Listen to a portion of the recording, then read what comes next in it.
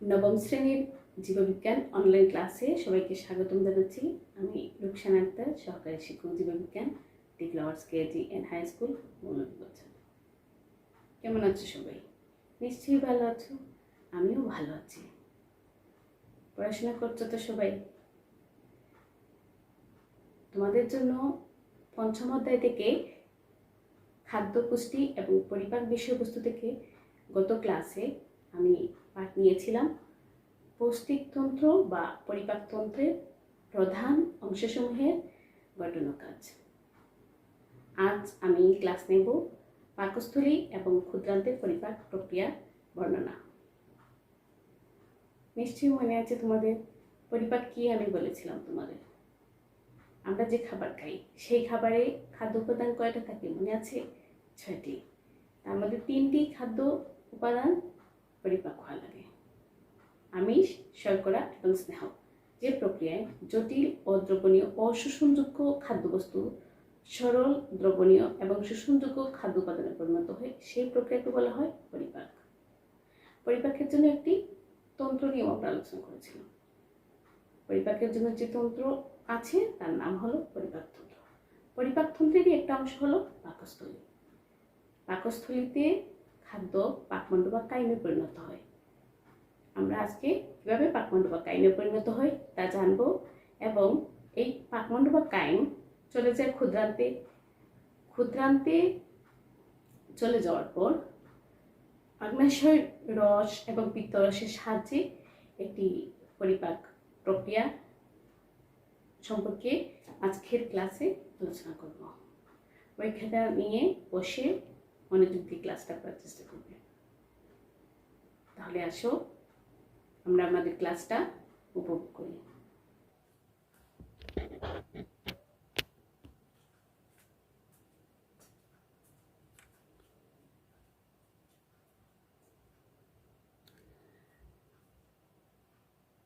নবম শ্রেণীর জীববিজ্ঞান অনলাইন ক্লাসে পঞ্চম অধ্যায়ের আজকের বিষয়বস্তু খাদ্য, পুষ্টি এবং পরিপাক। এ অধ্যায় থেকে আজকের শিক্ষণফল পাকস্থলীতে খাদ্য পরিপাক প্রক্রিয়া বর্ণনা করতে পারবে এবং ক্ষুদ্রান্তে পরিপাক প্রক্রিয়া ও পরিপাকৃত খাদ্য শোষণ প্রক্রিয়া বর্ণনা করতে পারবে।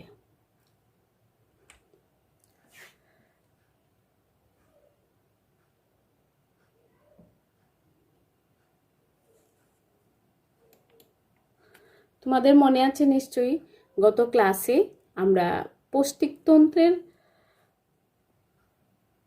বিভিন্ন অংশ সম্পর্কে পড়েছিলাম।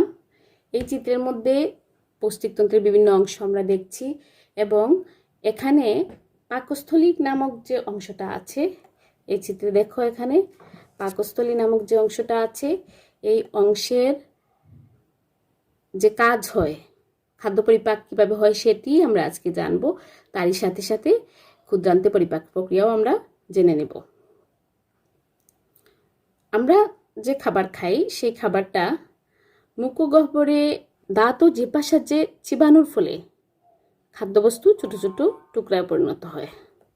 এই সময় লালাগ্রন্থি থেকে লালারস নিঃসৃত হয়ে খাদ্যের সাথে মিশে যায়। তোমাদের মনে আছে নিশ্চয়ই গত ক্লাসে লালাগ্রন্থি আমি তোমাদের দেখিয়েছিলাম। লালা খাদ্যবস্তুকে গলাৎকরণে সাহায্য করে। এই লালার মধ্যে টায়ালিন বা সেলাইভারি অ্যামাইলেজ নামক উৎসেচক বা এনজাইম থাকে। এটি স্যাঁতস্যাঁতকে মলটুজে পরিণত করে। মুখগহ্বরে আমিষ বা স্নেহজাতীয় খাদ্যের কোনোরূপ পরিবর্তন হয় না। মুখগহ্বর থেকে খাদ্যদ্রব্য পেরিস্টালসিস প্রক্রিয়ায় অন্ননালীর মধ্য দিয়ে, এই যে এখানে দেখো অন্ননালী, এ সম্পর্কে কিন্তু তোমাদের গত ক্লাসে বেশ ভালোভাবে ধারণা হওয়ার কথা। অন্ননালীর মধ্য দিয়ে পাকস্থলীতে প্রবেশ করে।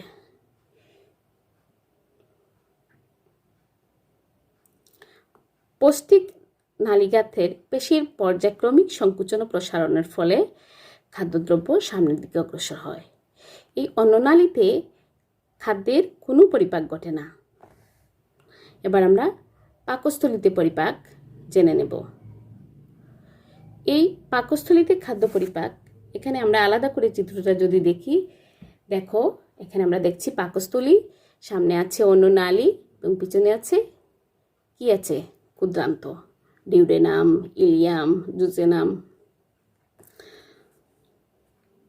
পাকস্থলীতে খাদ্য আসার পর অন্তঃপ্রাচীরের গ্যাস্ট্রিক গ্রন্থি থেকে গ্যাস্ট্রিক রস খরিত হয়। এখানে গ্যাস্ট্রিক রস খরিত হয়। এই রসে প্রধান যে উপাদানগুলো থাকে তা হলো হাইড্রোক্লোরিক অ্যাসিড এবং নিষ্ক্রিয় পেপসিনোজেন। হাইড্রোক্লোরিক অ্যাসিড কি করে আমরা জানবো। এই হাইড্রোক্লোরিক অ্যাসিড আমরা আরেকটা চিত্র দেখি। এই চিত্রটা দেখো সবাই। এই চিত্রের মধ্যে দেখো, এখানে আমরা দেখছি পাকস্থলী। হাইড্রোক্লোরিক অ্যাসিড প্রথমেই খাদ্যের মধ্যে যদি কোনো অনিষ্টকারী ব্যাকটেরিয়া থেকে থাকে তাহলে সেই ব্যাকটেরিয়াকে মেরে ফেলে। আর এই যে পেপসিন দেখছি আমরা, এই পেপসিনটা আসলে ছিল এখানে নিষ্ক্রিয় পেপসিনোজেন হিসাবে। এটি একটি এনজাইম বা উৎসেচক। এটি HCl এর বিক্রিয়ার ফলে সক্রিয় পেপসিনে পরিণত, HCl কে সক্রিয় পেপসিনে পরিণত করে। নিষ্ক্রিয় পেপসিনোজেনকে HCl সক্রিয় পেপসিনে পরিণত করে এবং পাকস্থলীতে পেপসিন যাতে কাজ করতে পারে সেজন্য অম্লীয় পরিবেশ সৃষ্টি করে। তাহলে আমরা এখানে দেখলাম কি, HCl এর কাজ হলো প্রধানত তিনটি। এটি তোমাকে সবচেয়ে বেশি মনে রাখতে হবে। HCl এর কাজ, প্রথম কাজ হলো খাদ্যে কোনো অনিষ্টকারী জীবাণু বা ব্যাকটেরিয়া, সাধারণত ব্যাকটেরিয়াই থাকে, ব্যাকটেরিয়া থাকলে সেটাকে মেরে ফেলে। 2, নিষ্ক্রিয় পেপসিনোজেনকে সক্রিয় পেপসিনে পরিণত করে। আর 3, পাকস্থলীতে যাতে পেপসিন কাজ করতে পারে সেজন্য সুষ্ঠু কাজের পরিবেশ সৃষ্টি করার জন্য অম্লীয় পরিবেশ সৃষ্টি করে। সুষ্ঠু কাজের জন্য কি করে? অম্লীয় পরিবেশ সৃষ্টি করে। এবার আসে আমরা জেনে নেই এই পেপসিনের কাজ কি। পেপসিন হলো এক ধরনের এনজাইম যা আমিষকে ভেঙে 2 বা ততোধিক অ্যামাইনো অ্যাসিড দিয়ে তৈরি যৌগ গঠন করে, যা পলিপেপটাইড নামে পরিচিত। এখানে দেখো আমরা প্রোটিন দেখছি। এই প্রোটিনকে এভাবে ছোট ছোট পেপটাইডে পরিণত করে। তাহলে পেপসিনের কাজ হলো আমিষকে পলিপেপটাইডে পরিণত করা। ছোট পেপটাইড, অনেকগুলো পেপটাইড, তাই কেবল হচ্ছে পলিপেপটাইড। শর্করা এবং স্নেহজাত খাদ্য সাধারণত পাকস্থলীতে পরিপাক হয় না। এখানে শুধুমাত্র আমিষজাত খাদ্য পরিপাক হয়, কারণ শর্করা এবং স্নেহজাত খাদ্য পরিপাকের জন্য যে এনজাইম লাগে সেই এনজাইম গ্যাস্ট্রিক রসে থাকে না। তোমরা নিশ্চয়ই বুঝতে পারছো। আমি আবার বলছি, এই গ্যাস্ট্রিক রসের মধ্যে যে এনজাইম আছে সেই এনজাইমটা শুধুমাত্র প্রোটিন জাতীয় খাবারকে পরিপাক করতে পারে। শর্করা এবং স্নেহজাত খাদ্য পরিপাকের জন্য প্রয়োজনীয় এনজাইম এই গ্যাস্ট্রিক রসের মধ্যে নেই, তাই এখানে কি হয় না, শর্করা এবং স্নেহজাত খাদ্য পরিপাক হয় না। পাকস্থলীতে খাদ্যদ্রব্য পৌঁছানো মাত্র উপরোক্ত রসগুলো নিঃসৃত হয়। পাকস্থলীর অনবরত সংকোচন ও প্রসারণের মাধ্যমে এবং পাকস্থলীতে অনবরত সংকোচন ও প্রসারণ এবং এনজাইমের ক্রিয়ার ফলে খাদ্য মিশ্র মণ্ডে পরিণত হয়। একে পাকমণ্ড বা কায়েম বলে। এই মণ্ড অনেকটা স্যুপের মতো এবং কপাটিকা ভেদ করে ক্ষুদ্রান্তে প্রবেশ করে।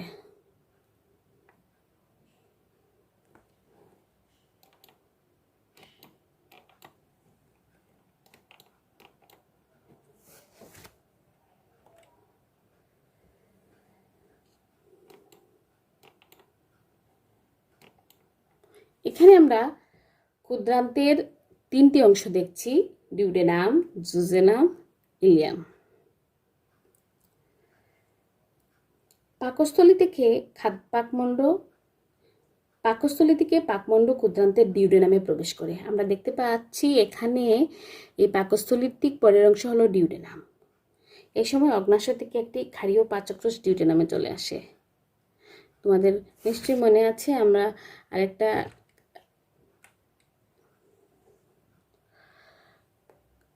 অগ্নাশয় থেকে একটি ক্ষারীয় পাচকোষ ডিউডেনামে আসে। এই পাচকোষ খাদ্যমণ্ডলের অম্লভাবকে প্রশমিত করে। পাচকোষের এনজাইম দিয়ে শর্করা এবং আমিষ পরিপাকের কাজ চলতে থাকে এবং স্নেহ পদার্থের পরিপাক শুরু হয়।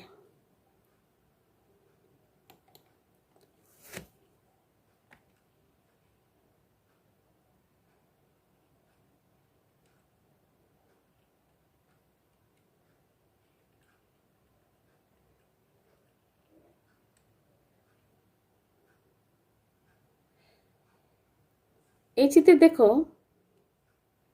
এখানে আমরা দেখছি যকৃৎ থেকে পিত্তরস। হ্যাঁ, যকৃৎ থেকে নিঃসৃত হচ্ছে পিত্তরস এবং এই যে পিত্তরস এটি অম্লীয় অবস্থায় খাদ্যকে ক্ষারীয় করে পরিপাকের উপযোগী করে তোলে। পিত্ত লবণ স্নেহ পদার্থের ক্ষুদ্র কণাগুলোকে পানির সাথে মিশাতে সাহায্য করে। আর এই পিত্ত লবণ হলো পিত্তরসেরই একটি অন্যতম উপাদান। লাইপেজ নামক যে এনজাইম, সেই এনজাইমের কাজ যথাযথ সম্পাদনের জন্য এই পিত্ত লবণ গুরুত্বপূর্ণ ভূমিকা পালন করে। এই লবণের সংস্পর্শে স্নেহ পদার্থ সাবানের ফেনার মতো ক্ষুদ্র ক্ষুদ্র দানায় পরিণত হয়। স্নেহ বিশ্লেষক লাইপেজ এই দানাগুলোকে ভেঙে ফ্যাটি অ্যাসিড এবং গ্লিসারলে পরিণত করে। আমি আবার বলছি, এখানে যে পিত্তথলি দেখছো, এই পিত্তথলি হলো কিসে ভর্তি? পিত্তরসে ভর্তি। যকৃৎ থেকে পিত্তরস নিঃসৃত হয়। এখানে আমরা যকৃৎ থেকে পিত্তরস এসে জমা হয়, এই পিত্তথলিতে জমা আছে দেখছি, এবং সেটি এই নালী দিয়ে, পিত্তনালী দিয়ে চলে আসে। কোথায় চলে আসে? ডিউডেনামে। আমরা গত ক্লাসেও বলেছি অগ্নাশয় থেকে অগ্নাশয় রসও আসে এখানে, এবং পিত্তথলি থেকে পিত্তনালীর মাধ্যমে পিত্তরসও আসে এখানে। অগ্নাশয় রসের মধ্যে যে 3 ধরনের এনজাইম আছে সেটাও কাজ করে, আবার এই পিত্ত রসও কাজ করে। তাহলে ডিউডেনামে কাজটা শুরু হয় কিভাবে? আমরা বলছি যে শর্করা এবং আমিষের জন্য যে প্রয়োজনীয় এনজাইম বা উৎসেচক আছে সেটা তো কাজ শুরু করেই, তার সাথে সাথে এই পিত্ত রসও কাজ শুরু করে দেয়। পিত্তরস কি করে? পিত্তরস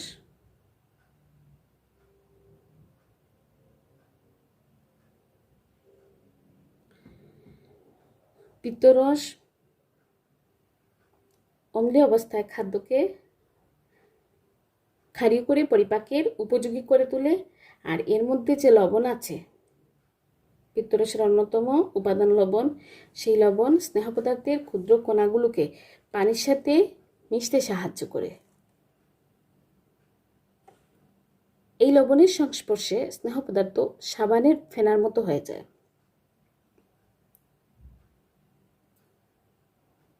স্নেহ বিশ্লেষক লাইপেজ এই দানাগুলোকে ভেঙে ফ্যাটি অ্যাসিড এবং গ্লিসারলে পরিণত করে।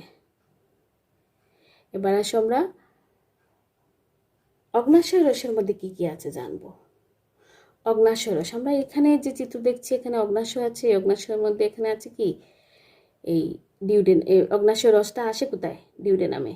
তো আমরা বলছি যে ডিউডেনামে যখন পাকস্থলীর খাবারগুলো আসলো তখন এই কি করে, কি ভূমিকা পালন করে এই উৎসেচক বা এনজাইমগুলো, সেটাই তো আমরা জানছি। তো আমরা বলছি এখানে অগ্নাশয় রসের মধ্যে আছে 3 ধরনের এনজাইম: অ্যামাইলেজ, লাইপেজ, ট্রিপসিন। আন্তরিক রসে আন্তরিক amylase, lipase, maltase, lactose, sucrase ইত্যাদি এনজাইম থাকে। আংশিক পরিপাকৃত আমিষ ক্ষুদ্রান্তে ট্রিপসিনের সাহায্যে ভেঙে অ্যামাইনো অ্যাসিড এবং সরল পেপটাইডে পরিণত হয়। তো এখানে প্রথমত আমি বলছি যে ট্রিপসিন কি করে? আমরা যে আগের পাকস্থলীতে দেখেছিলাম যে প্রোটিন জাতীয় খাবারটা আছে, সেটি পলিপেপটাইডে পরিণত হয়েছিল। সেই পলিপেপটাইডকে অ্যামাইনো অ্যাসিড এবং সরল পেপটাইডে পরিণত করে, আরও লিকুইড করে দেয়। আর অ্যামাইলেজ শর্করাকে সরল শর্করায় পরিণত করে। অ্যামাইলেজ শ্বেতসারকে সরল শর্করায় পরিণত করে। তাহলে আমি এখানে কি বলছি যে এই অগ্নাশয়ের মধ্যে যে 3 ধরনের এনজাইম বা উৎসেচক আছে, তা এই ডিউডেনামের মধ্যে এসে ডিউডেনামে যে পাকমণ্ড বা কাইম আছে, সেই পাকমণ্ড বা কাইমকে সরল খাদ্য উপাদানে পরিণত করে, প্রথমেই বলছি স্নেহ পদার্থকে লাইপেজ, ফ্যাটি অ্যাসিড ও গ্লিসারলে পরিণত করে। তার আগে কিন্তু ভেঙে দিয়েছিল কে? পিত্তরস, স্নেহ পদার্থকে। আর পাকস্থলিতে পরিপাক হওয়া যে পলিপেপটাইড, পাকস্থলিতে আমিষ পলিপেপটাইডে পরিণত হয়েছিল, সেই পলিপেপটাইডকে অ্যামাইনো অ্যাসিড ও সরল পেপটাইডে পরিণত করে দেয় ট্রিপসিন। আর অ্যামাইলেজ শ্বেতসারকে সরল শর্করায় পরিণত করে।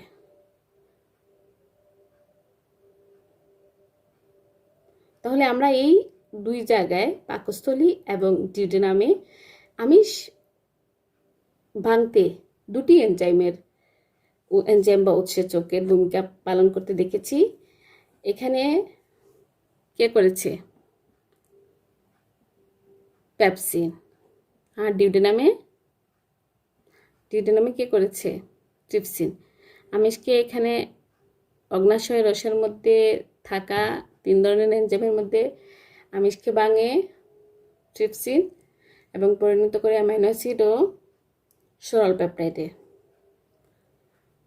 শর্করা মুখ্য গহ্বরে শ্বেতসারকে মল্টোজে পরিণত করেছিল, সেই মল্টোজ খেয়ে অ্যামাইলেজ গ্লুকোজে পরিণত করে। বাকি রইল আমাদের স্নেহ পদার্থ। আমরা আগেই বলেছি, এখানে পিত্তথলিতে যে পিত্ত রস আছে, সেই পিত্ত রস একে পিত্তরসে থাকা পিত্তলবণ ক্ষুদ্র ক্ষুদ্র দানায় পরিণত করে দেয়, সাবানের ফেনার মতো। আর সেই দানাগুলোকে লাইপেজ ভেঙে ফ্যাটি অ্যাসিড ও গ্লিসারলে পরিণত করে।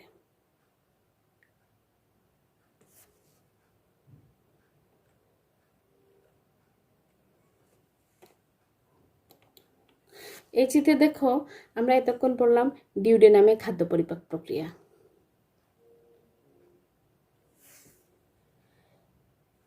এই পরিপাকৃত খাদ্য, ক্ষুদ্রান্তের সব ধরনের খাদ্যই সম্পূর্ণভাবে নির্দিষ্ট এনজাইমের ক্রিয়ায় পরিপাক হয়, সরল শোষণযোগ্য খাদ্য উপাদানে পরিবর্তিত হয়। এই ক্ষুদ্রান্তের মধ্যে সব ধরনের খাদ্যই সম্পূর্ণভাবে নির্দিষ্ট এনজাইমের ক্রিয়ায় পরিপাক হয়ে সরল শোষণযোগ্য খাদ্য উপাদানে পরিণত হয়। ক্ষুদ্রান্তের অন্তঃপ্রাচীরে অবস্থিত রক্ত জালক সমৃদ্ধ আঙুলের মতো এক ধরনের অবিক্ষেপ আছে। এই চিত্রে দেখো, আমরা একটা বিলাইয়ের চিত্র দেখছি। একটি বিলাইয়ের গঠন।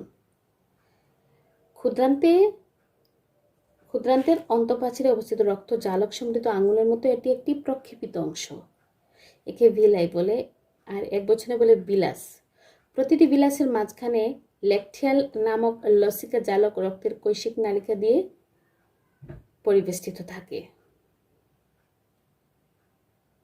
চিত্রে দেখো, প্রতিটি বিলাসের মাঝখানে ল্যাকটিয়াল নামক লসিকা জালক রক্তের কৈশিক নালী দিয়ে পরিবেষ্টিত থাকে। কৈশিক নালী দিয়ে কি থাকে? পরিবেষ্টিত থাকে। বিলাই বাজে বাজে থাকায় ইলিয়ামের প্রাচীর গাত্রের আয়তন বৃদ্ধি পায় এবং ব্যাপকভাবে পরিপাক কার্য চলা সম্ভব। এসব রক্তনালী যুক্ত হয়ে হেপাটিক শিরা গঠন করে। কি বলছি? হেপাটিক শিরা গঠন করে। এই শিরা দিয়ে শোষিত রক্ত যকৃত আসে। স্নেহ পদার্থের ক্ষুদ্র ক্ষুদ্র কণা ভিলাসের ল্যাকটিয়ালে শোষিত হয়ে প্রথমে লসিকা দিয়ে বাহিত হয়ে রক্তস্রোতে মিশে কোষীয় অনুপ্রবেশের পর পিত্তলবণ ফ্যাটি অ্যাসিড থেকে পুনরায় পৃথক হয়ে যায়। কৈশিক নালীর মধ্যে রক্ত প্রবাহিত হওয়ার সময় নালীর প্রাচীর ছুঁয়ে জলীয় পদার্থ বের হয়। এই জলীয় পদার্থকে বলে লসিকা। লসিকা খাদ্য উপাদান সরবরাহ করে কোষে পৌঁছে দেয় এবং দূষিত পদার্থ সংগ্রহ করে রক্তস্রোতে ফিরে আসে। শোষণের পর পাকমণ্ডের অবশিষ্টাংশ কুলনে পৌঁছে যায়। এই চিত্রের মধ্যে দেখো, ক্ষুদ্রান্তের বিভিন্ন অংশ আমরা দেখছি। Duodenum, jejunum, ileum. আমরা আগেই বলেছি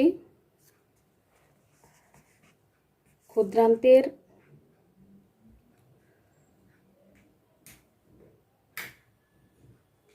অগ্নাশয় রসে অ্যামাইলেজ, লাইপেজ ও ট্রিপসিন নামক এনজাইম থাকে এবং তা ডিউডেনামে খাদ্য পরিপাক করে।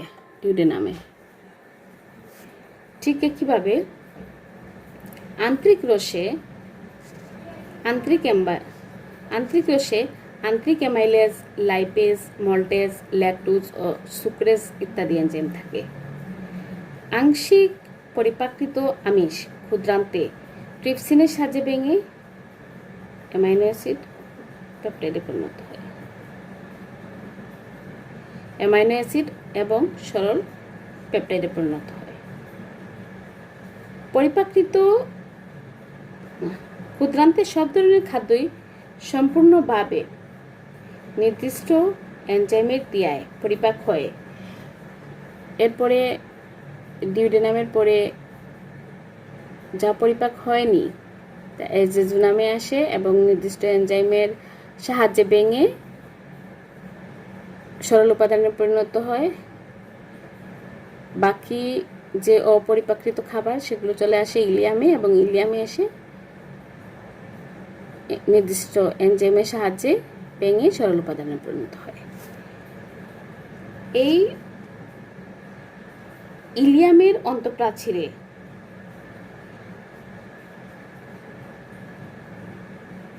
থাকে ভিলাস। বলছে কি এখানে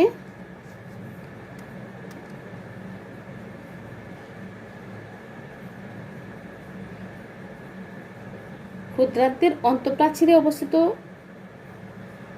রক্ত জালক সমৃদ্ধ আঙুলের মতো প্রক্ষেপ্ত অংশ। এটা আমরা আরেকটা এই চিত্রে দেখব। এখানে আমরা একটা কি দেখছি, ভিলাই দেখছি। এক বছরে বলা হচ্ছে ভিলাস। প্রতিটি ভিলাসের মাঝখানে আছে একটি ল্যাকটিয়াল নামক লসিকা জালক রক্তের কৈশিক জালিকা। ল্যাকটিয়াল, এটার নাম কি? ল্যাকটিয়াল। আমরা এই চিত্রের মধ্যে দেখো ল্যাকটিয়াল দেখছি। এই ল্যাকটিয়ালকে বলা হচ্ছে কি? লসিকা জালক রক্তের কৈশিক নালী দিয়ে পরিবেষ্টিত। এই যে রক্তচালক যেটা, এটাই তো কৈশিক নালিকা। এই কৈশিক নালী দিয়ে পরিবেষ্টিত আছে এই ল্যাকটিয়াল।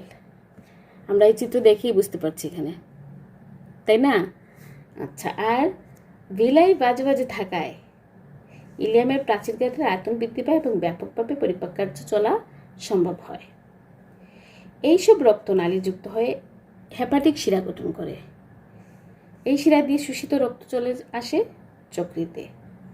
স্নেহ পদার্থের ক্ষুদ্র ক্ষুদ্র কণা ভিলাসের ল্যাকটিয়ালে শোষিত হয়ে প্রথমে লসিকা দিয়ে বাহিত হয়ে রক্তস্রোতে যায়।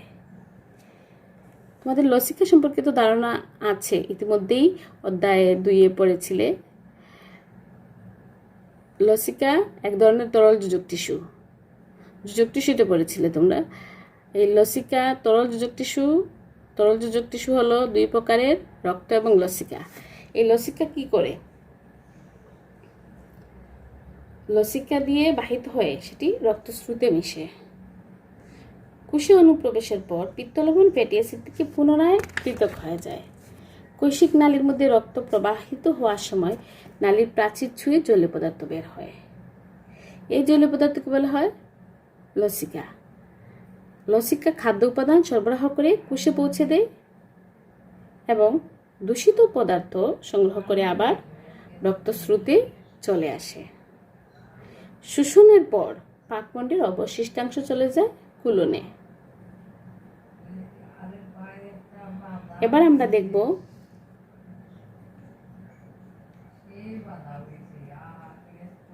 বৃহদন্ত্রের পরিপাক। আমাদের তো মনে আছে নিশ্চয়ই, ক্ষুদ্রান্ত যেখানে শেষ হয়েছে সেখানেই বৃহদন্ত্র শুরু হয়েছে। এই বৃহদন্ত্রে কুলনে পাকমণ্ডের কোনো রাসায়নিক বিক্রিয়া বা পরিপাক ঘটে না, তবে খাদ্যের যে অসার অংশের সাথে যে পানি আছে, খাদ্যের অসার অংশের সাথে যে পানি থাকে তা এখানে শোষিত হয়। তাছাড়া থাকে আমিষ, লিপিড, লবণ এবং উদ্ভিজ্জ এনজাইম। এসব বস্তু থেকে বৃহদন্ত্র লবণ ও পানি শোষণ করে রক্তে স্থানান্তরিত করে। ফলে উচ্ছিষ্ট খাদ্য ঘনীভূত হয়ে মলে পরিণত হয়। এই মল মলাশয়ে জমা থাকে এবং প্রয়োজন মতো পাইপতে বের হয়ে যায়।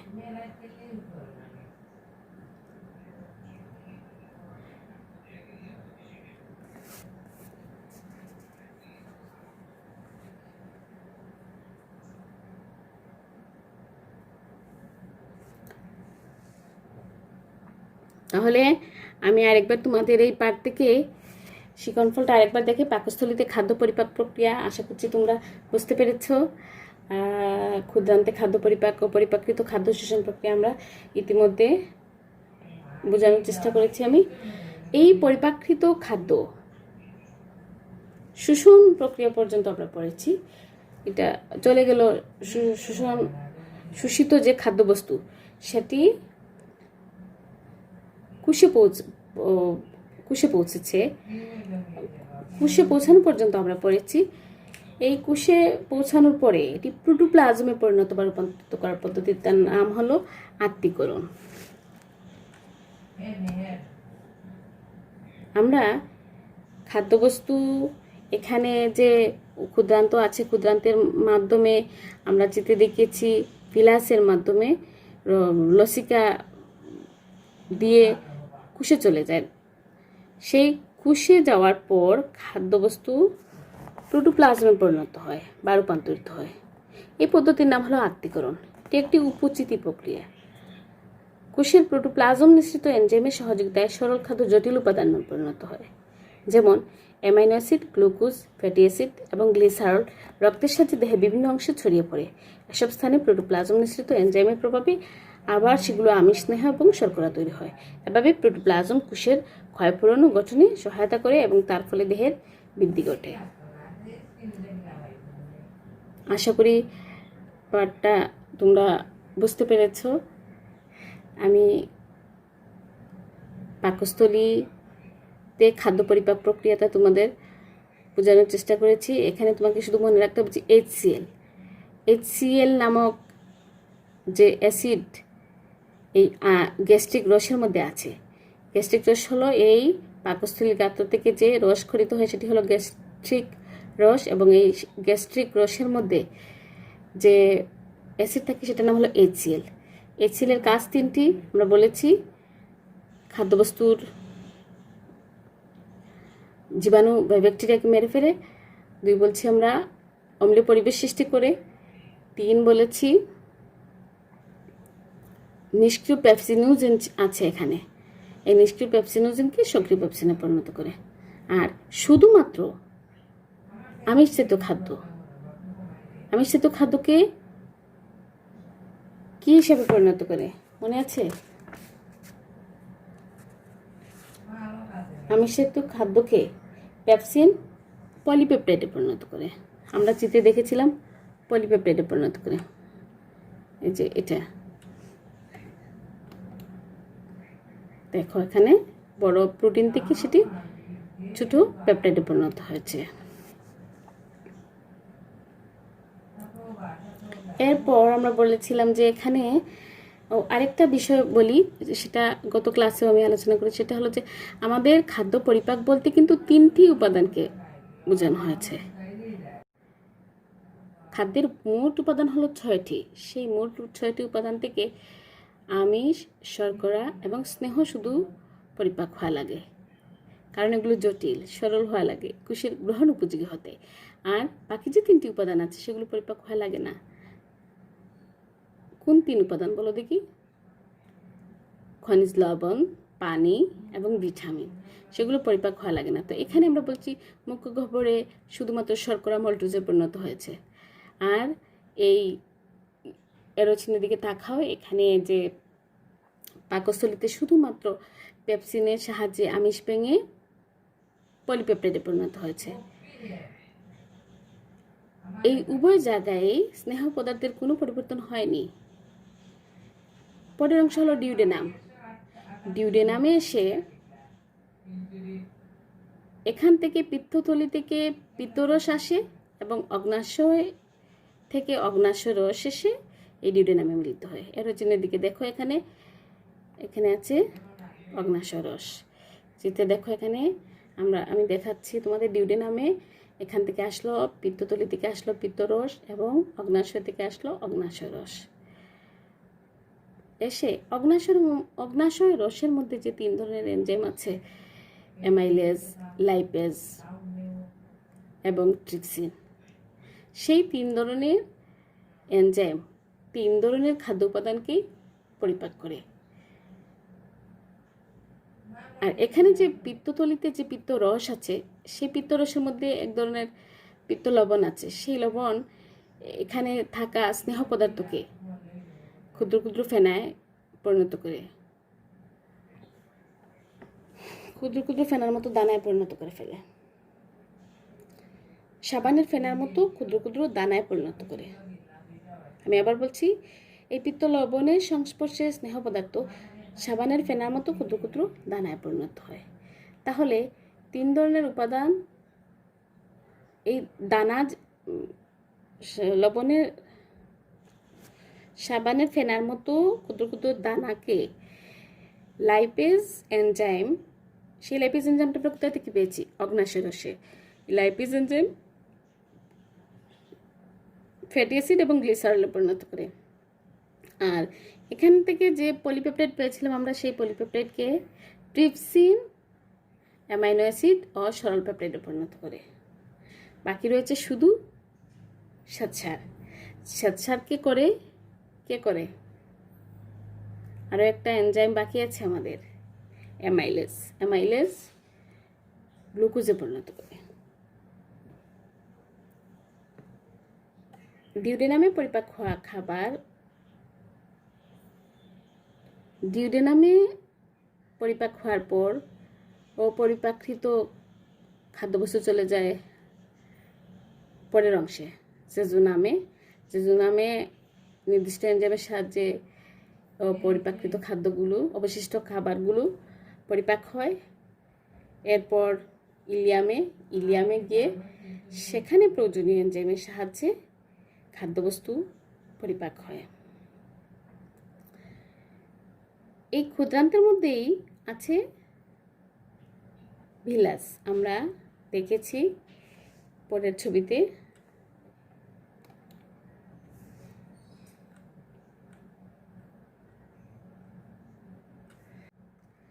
এই বিলাসের মাধ্যমে লসিকা খাদ্য উপাদান সরবরাহ করে কোষে পৌঁছে দেয়। এই বিলাসের লসিকা খাদ্য উপাদান সরবরাহ করে কোষে পৌঁছে দেয় এবং দূষিত পদার্থ সংগ্রহ করে রক্তস্রোতে ফিরে আসে। শোষণের পর পাকমণ্ডের অবশিষ্টাংশ চলে যায় কুলনে। তোমরা এর আগের চিত্রে কুলন তো দেখেছো, এই যে কুলনে চলে যায়। এখানে দেখো, এই চিত্রে দেখো, এখানে কুলন আছে। কুলনে চলে গেল। এখানে কুলনে পাকমণ্ডের কোনো রাসায়নিক পরিবর্তন হয় না। এই জায়গাটায় কোনো পরিবর্তন বা পরিপাক ঘটে না। তবে খাদ্যের অসার অংশের সাথে যে পানি থাকে তা এখানে শোষিত হয়। তাছাড়া তাকে আমিষ, লিপিড, লবণ এবং উদ্বৃত্ত এনজাইম এসব বস্তু থেকে বৃহদন্ত্র লবণ ও পানি শোষণ করে রক্তে স্থানান্তরিত করে। ফলে উচ্ছিষ্ট খাদ্য ঘনীভূত হয়ে মলে পরিণত হয়। এই মল জমা হয় এই মলাশয়ে এবং প্রয়োজন মতো সেটি পাইপ দিয়ে বের হয়ে যায়। প্রিয় শিক্ষার্থীরা,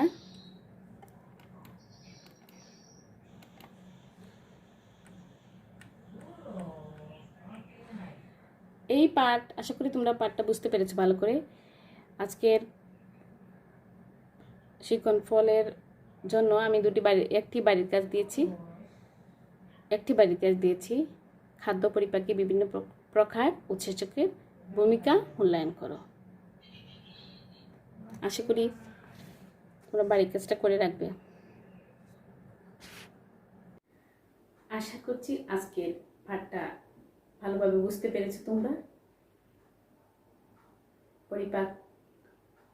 পাকস্থলীতে খাদ্য পরিপাক প্রক্রিয়া এবং ক্ষুদ্রান্তে খাদ্য পরিপাক প্রক্রিয়া শেষে আত্তীকরণ পর্যন্ত আমি তোমাদের বোঝানোর চেষ্টা করেছি। বইটা বের করে ভালোভাবে পড়ে নিবে এবং বাড়ির কাজ দিয়েছি, বাড়ির কাজ করে রাখবে। অবশ্যই বই থেকে আরও ভালোভাবে এই পাঠটা বোঝার চেষ্টা করবে এবং নিয়মিত পড়াশোনা করবে। সুস্থ থাকবে, নিরাপদে থাকবে, ভালো থাকবে, পড়াশোনা করবে। আল্লাহ।